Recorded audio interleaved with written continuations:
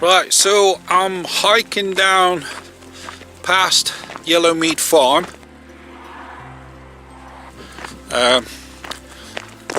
which leads on to a place called Foggintor on Dartmoor, which is an old disused quarry site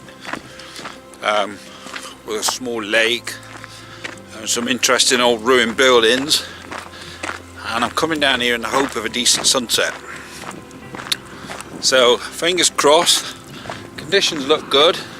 There's a little bit of sort of streaky clouds and what have you in the sky, and the sun's really bright. So hopefully, we've got a while yet till it sets, especially now clocks are going forward, late sunsets. So yeah, hopefully it's going to be good.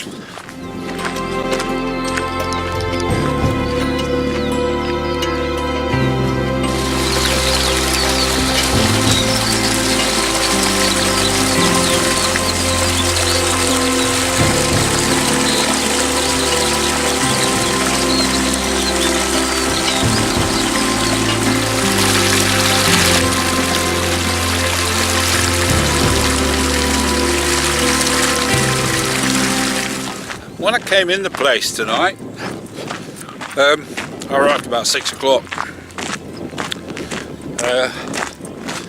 There was absolutely no cars anywhere. There's a main car park and there's an overspill car park across the road, which is no cars. So, fingers crossed, got the place to myself, which would be awesome. And I've got loads of time as well. So what I'm going to do, obviously I'm going to go for the classic sunset shot, which is the ruined buildings with the sun setting over behind them. So I'm going to go for that. But also, whilst I've got plenty of time, I'm going to have a scout around the little lake that's there. See if I can capture anything with some nice reflections in the water.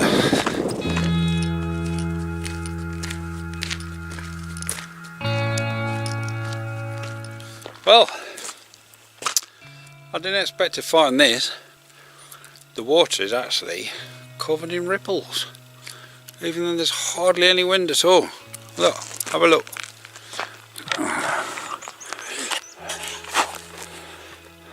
Oh. Ripples everywhere. So any hope of strong reflections and all that ain't gonna happen, is it? If the water's like that.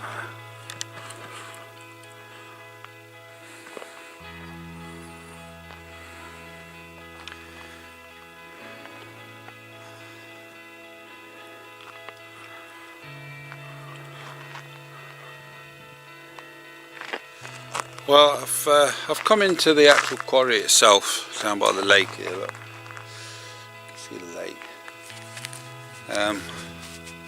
And although it's lovely in here, it's very peaceful, and there's a bit of an echo in certain places from all the cliffs all around. But even though it looks great, I haven't really seen anything that catches my eye for a photograph. So yeah, I'm not sure there's going to be anything in here worth photographing at this stage. But I'm going to maybe go up on top of the cliffs and walk around the edge and just see how it looks from up there. I've seen a couple of shots before from that perspective, and some of them look pretty good. But the trouble is, I'll be facing straight into the sun, which might be a problem. Right, I think maybe this might make a good photograph. So we've got the water there and the reeds and stuff. Well, is it reeds or is it just grass? I don't know. Hopeless with plants.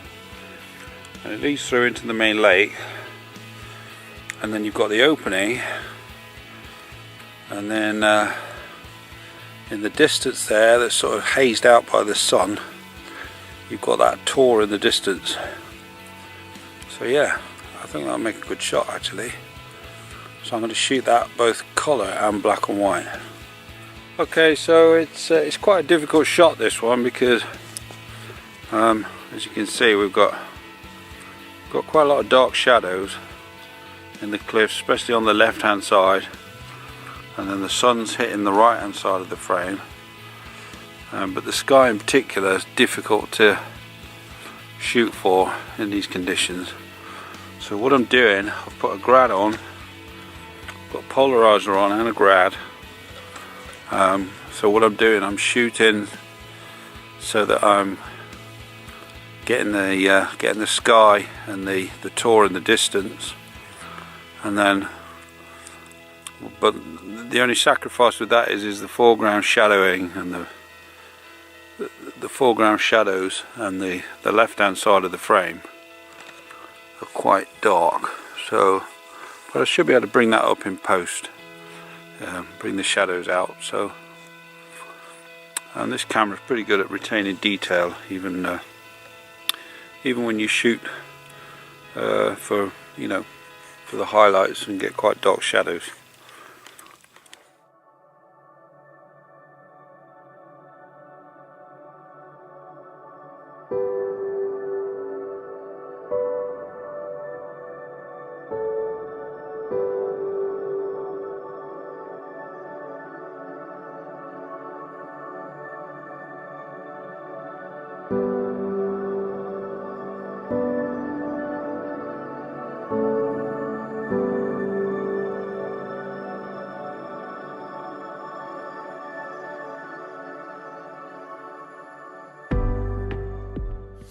Right, that shot seemed to work okay.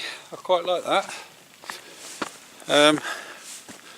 So now I'm going to make my way out the quarry and wait for the sunset.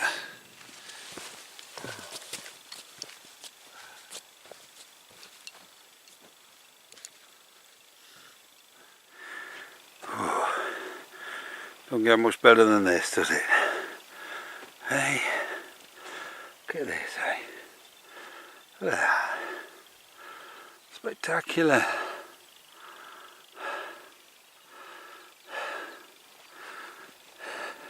Well, my shadow is getting pretty long now, and as you can see the sun's dropping down now over there, so I better get in position and get my composition set up while I've still got time.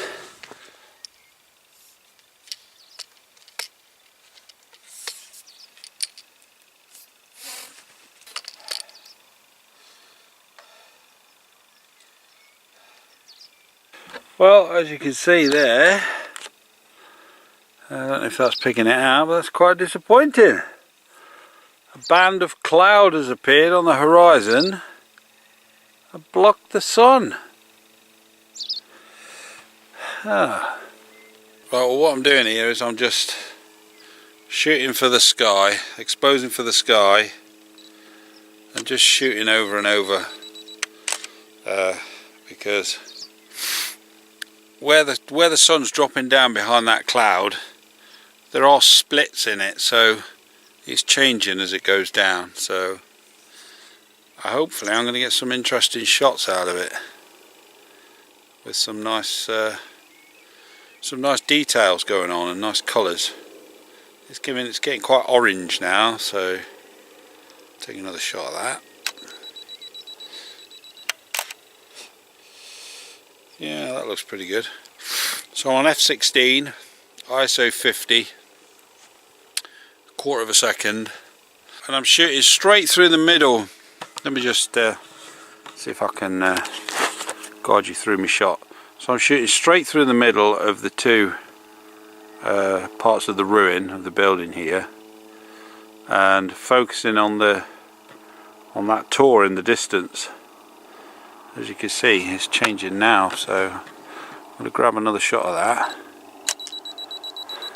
Yes, I still use my beeper and on my autofocus. I don't care. I can't see through that tiny little viewfinder that well, my eyes are rubbish.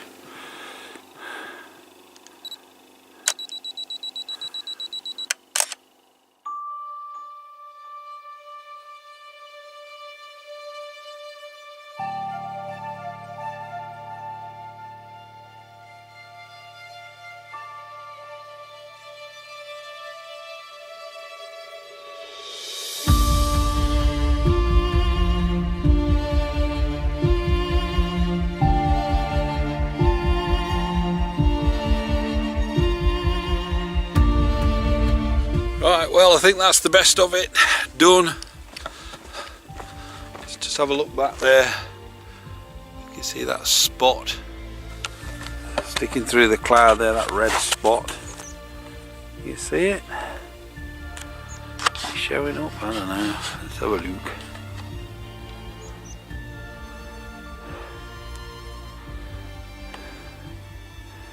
It's probably not showing up very red on here, but it is bright red.